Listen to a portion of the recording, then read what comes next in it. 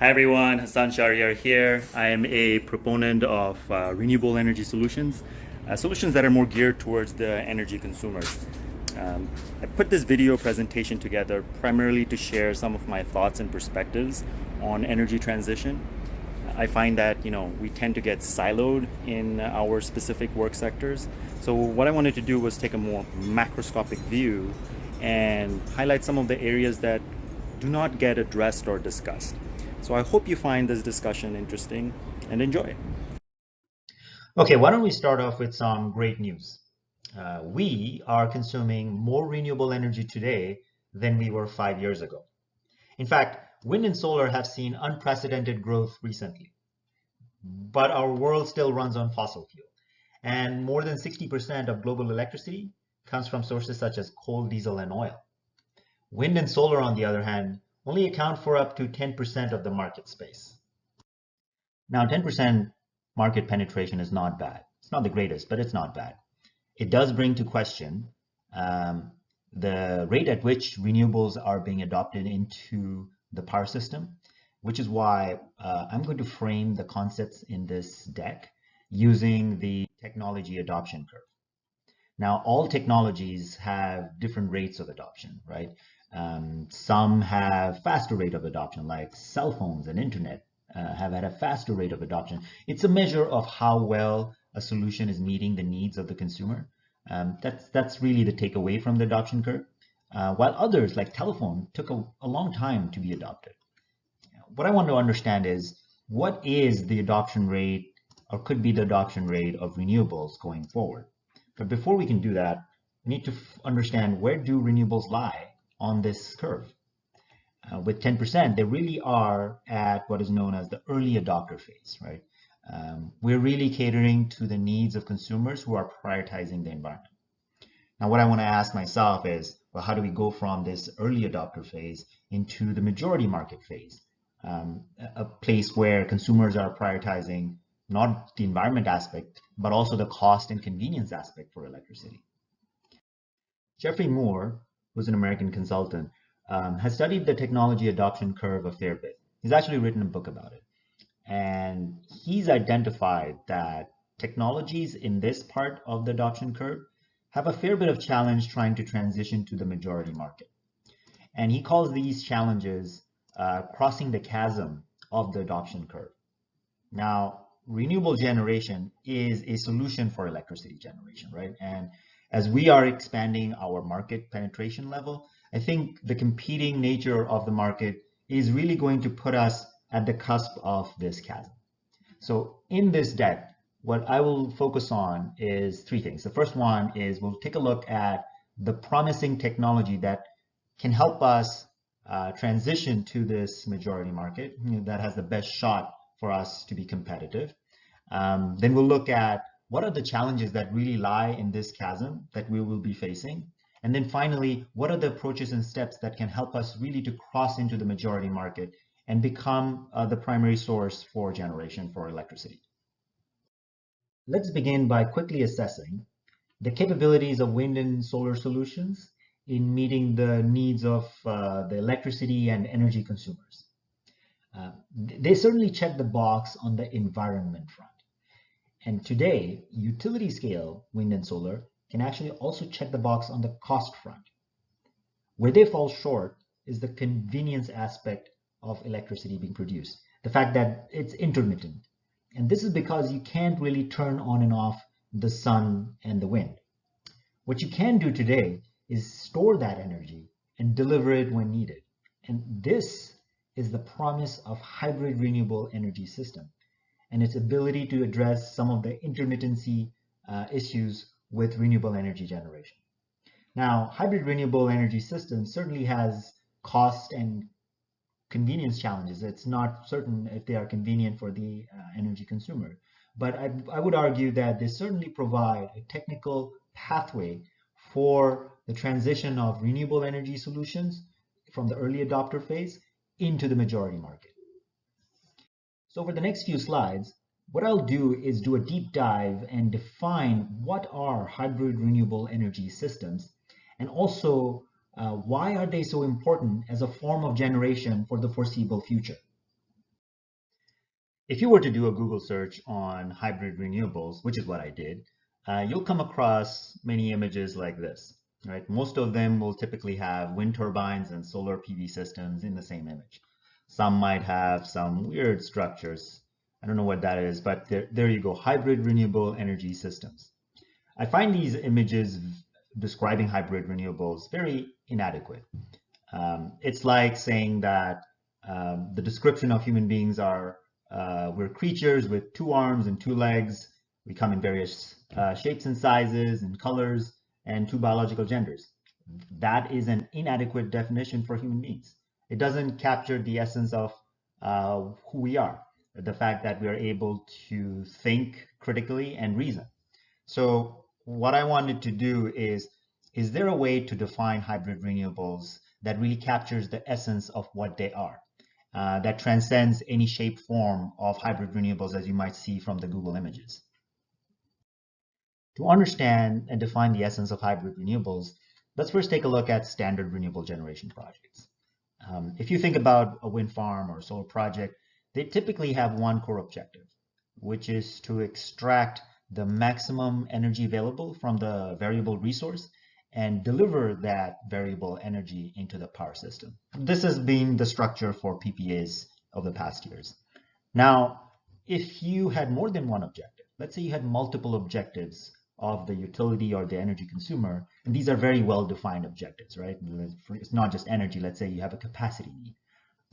In that case, you'll be required to add on some support technologies like energy storage system or some active energy management system that will help you to meet those very well-defined objectives. Now, what if you had more than multiple objectives? What if you had to meet all the objectives of the consumers or the utility?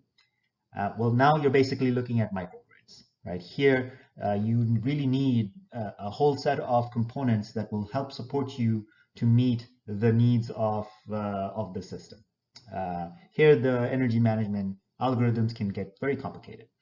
Now, you can see a trend here. As we are transitioning from few objectives to more objectives, the complexity of the system increases. That's understandable, that's obvious.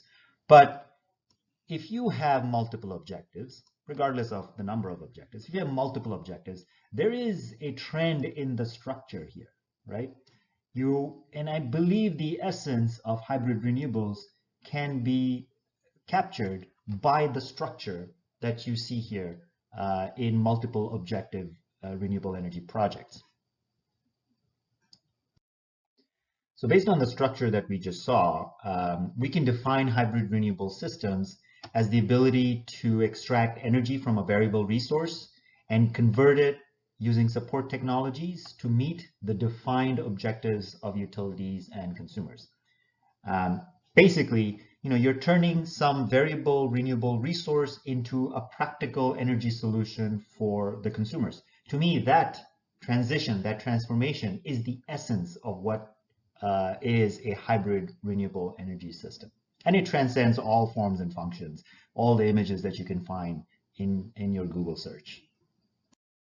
Okay, our next question is, why are hybrid renewables important? We've already seen that hybrid renewables have the ability to meet the objectives of consumers and utilities. And we know that wind turbines and solar PV, as well as energy storage, can come in a wide variety of sizes. So hybrid systems can be highly customizable. Their bonus features include the fact that they have zero emissions, and of course, the very important aspect is zero fuel costs. But in my opinion, the reason why hybrids are key to energy transition is something completely different. And that key reason is time. This clock that you see in the slide is showing the amount of time we have before we have irreversible damage to our climate. We are running out of time. And hybrid renewables can be built much faster than all the other various types of non-emitting generation. Hybrid renewables really offer the fastest option to replace most, if not all, of the fossil-based generation currently in operation today. And to me, that makes them the key to energy transition and to combat climate change. But You know, the path to the finish line is not really an open track like you see here on the slide. There are substantial obstacles to overcome. Over the next few slides, we'll take a look at a couple of the key obstacles that I think we must address. And to understand the first obstacle, we have to go back 140 years. So in front of you, you have the first commercial power plant. It's called Jumbo. Jumbo was a coal-fired steam dynamo that was capable of powering 1,500 light bulbs for the New Yorkers 140 years ago. Thomas Edison, the man behind Jumbo and also his light bulb business, gave birth to what became the grid architecture with centralized generation and distributed consumption. This first power grid was really a solution that bridged the needs of the consumers with the capabilities of Jumbo the generator. Over the next 140 years, that core architecture of the grid has changed very little. However, the power grid has become exceedingly complex to balance and to operate, to the point where the grid itself has become a constraint. By the way, this slide should really win an award for oversimplification of the century, but I digress. The power grid has become a constraint. If you're a generator or a consumer today, you have to adapt to the constraints of the grid in order to get connected. What this means is that each new procurement of renewables or hybrid renewables, they have to address the combined constraints of load and generation elements that are already connected to the system. And the constraints of the system operator are not only technical. There are contractual constraints from prior projects or regulatory challenges around cost. All of these constraints lead to uncertainties for new renewable or hybrid renewable projects, whether it's in terms of design or operation or cost. Now, these challenges are already materializing as backlogs in the project queue. Both the developers as well as the utility folks are frustrated. And if the costs to interconnect proposed projects continue to go up, it will severely impact economic viability of any future project. Now, the likelihood of a slowdown may not be evident given that we are seeing gigawatts of procurements announced by utilities around the world. But really, the devil is in the details, which my colleagues and I have seen firsthand as we married the needs of the power system with hybrid renewable solutions. We're only now beginning to see the challenges in adopting substantial quantities of hybrid renewables into our current power system. And this brings us to the first challenge that is lurking in our chasm, the complexity of our power system and its architecture, and its impact on future uptake of renewables as well as hybrid renewable system. That said, there is another big baddie that is lurking in that chasm. So let's take a look at challenge number 2. Now, we've seen that the cost of renewable generation is decreasing, right? It's on the downtrend. But for certain jurisdictions, the cost of delivery of those electricity is on the rise. In fact, in the US, the utilities spend over $30 billion every year just to maintain and upgrade their systems. It's a cost that is essentially passed on to the rate base, to the consumers. Now, the consumers then see an incremental rise in their electricity bill. So what do they decide? They decide to make a choice and self-generate. This itself puts a cost pressure to the utilities. Utilities today are now within a vicious cycle and have to grapple with the economic viability of their business, given that they have an aging infrastructure in an era of choice. And so to me, this is a bigger challenge, right? Because I think we're running up against competing business interests between the three major stakeholders in our power system. The IPPs and the generators, they're focused on bigger projects, certainly, but not at the cost of reduced margins. The utilities certainly don't want to have their business and revenue stream taken away because of choice. And consumers don't want to be exposed to increasing electricity cost, even if it means that electricity is environmentally friendly. So the misaligned interests of the key stakeholders in our power sector is a very big issue. And these misaligned interests are rarely discussed in the media platforms. And I would also argue even in the conferences, right? I know for a fact in renewable energy conferences, we hint at it, we allude to it. We don't want to step on toes, but maybe it's time to be open and transparent about the conflicting objectives of the key stakeholders in our power sector. Because if we're not, we may end up being stuck down the road. We may end up in a situation where there are gigawatts of renewables ready to interconnect but can't do so. Or we may end up building infrastructure, but there is no demand or proven demand for the electrons. So I think we have to avoid that, right? And the only way we can start doing that is being open and transparent about our needs, and then apply concerted effort so that we can align our business objectives across the power sector. And so what I'm going to do over the next few slides is offer 3 approaches that can help us align the business objectives of the key stakeholders in our power system. And that, I believe, can also in turn help the renewable energy sector transition across the chasm of the technology adoption curve. So the first approach is to somehow future-proof the technical capabilities of renewable energy generation systems. This will significantly reduce the burden of interconnection studies and reduce the backlog that we have in our connection queue. So how do we do that? I think the structure for hybrid renewable energy system is ideal for a future-proof approach. Recall we defined hybrid renewables as being able to take the variable renewable generation system, coupling it with some support technologies in order to meet the defined objectives of the consumers and the utilities, right? Now, if those objectives for consumers and utilities are changing over time, and maybe they're changing faster than the life of the generation asset, then could we not simply upgrade the support technologies in order to meet the evolving needs of the consumers? I think this structure is fantastic because it does enable a dynamic evolution of the grid. And the good news is it's actually already taking shape in the NISO market. And NISO market is a great example for others to take note of and see how this future-proof approach can apply as you're transitioning from fossil-based generation into a renewable-based generation. The second approach to address the challenges in our chasm is to decomplicate the grid, right? Our grid has become exceedingly complex, as we have seen over the years, but also it has become a liability, an increasing liability to weather events. If the California fires and the Texas ice storm is any indication of the future of things to come, it is that our power grid architecture and the complexity of it is a liability.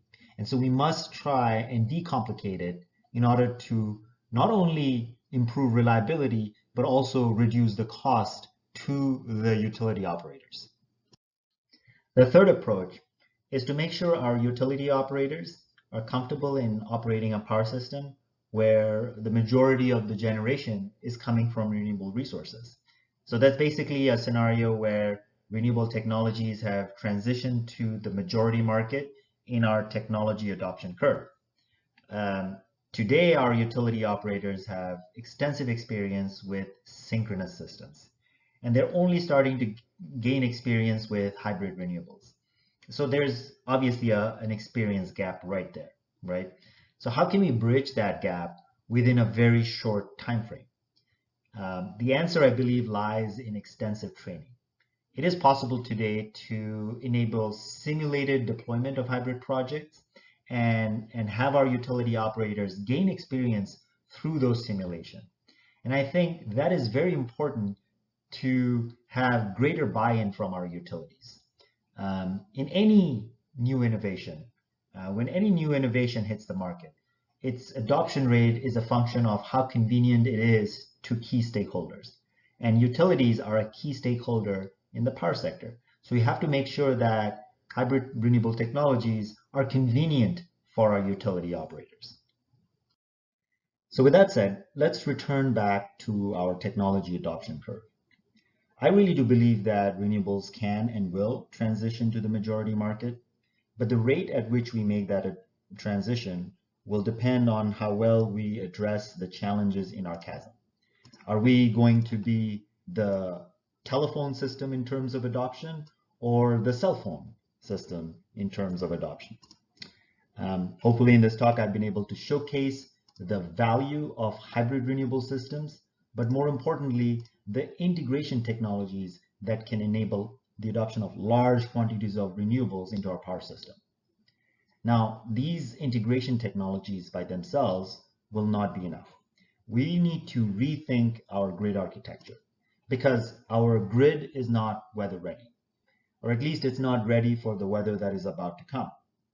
And then finally, any new innovation in this space must be seamlessly adopted by the key stakeholders in our power systems, namely the utilities.